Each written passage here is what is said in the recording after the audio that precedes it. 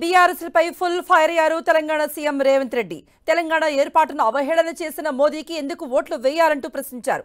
BRS BJP చీకటి ఒప్పందాన్ని కుదుర్చుకున్నాయంటూ విమర్శించారు. చెరిసగం సీట్లు గెలుచుకుని కాంగ్రెస్ ను ఓడించాలని ప్రయత్నిస్తున్నాయని ఆరోపణలు చేశారు సీఎం. వచ్చిన తెలంగాణ రాష్ట్రంలో 10 సంవత్సరాలు ఏ ఆడబిడ్డను పట్టించుకోలే, ఏ ఆడబిడ్డను కలవలే. ఆనాటి ముఖ్యమంత్రి ఆడబిడ్డలు ఎట్లున్నారని అడగలే. మహాలక్ష్మి గ్రూపుల పరిస్థితి చూడలే. మీకు పావుల వడ్డీ ఇయ్యలేదు, సున్నాకు వడ్డీ గురించి మాట్లాడలేదు. మీ సంఘాలను దివాలా దీపించి మీ ఉసురు తలిగింది కాబట్టే ఇవాళ ఉద్యోగం ఊడిపోయి ఫామ్ హౌస్లో వండుకున్నాడు. అందుకే తెలంగాణలో ఉన్న ఆడబిడ్డలు 10 సంవత్సరాలు కష్టాలలో కన్నీళ్లలో కేసీఆర్ కనికరం లేక సంఘాలను దివాలా దీపిస్తే ఆడబిడ్డలందరూ కంకణం కట్టుకొని కేసీఆర్ను బండకేసి కొట్టిండ్రు. 100 మీటర్ల గోతి తీసి పాతి పెట్టిండ్రు. అందుకే ఇవాళ ఈ వేదిక మీద ఇందిరమ్మ రాజ్యం కాంగ్రెస్ ప్రభుత్వం వచ్చింది. తాగుబోతుల సంసారం చేసిండు, ఎక్కడేమున్నదో తెలియదు.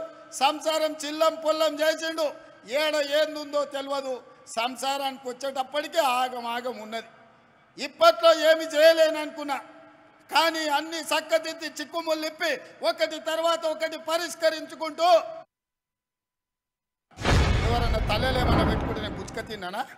పోని వాళ్ళ ఏమైనా ఫామ్ హౌస్ నేనేమైనా గుట్ట భూమి అడిగినా, లేకపోతే వాళ్ళు దోసుకున్న సొమ్ములు ఏమైనా వాటా అడిగినా, ఆయనకున్న జన్వాడలు ఉన్న ఫామ్ హౌస్లు ఏమైనా 2 రూమ్లు ఏమని అడిగినా, నేనేం చేసినా?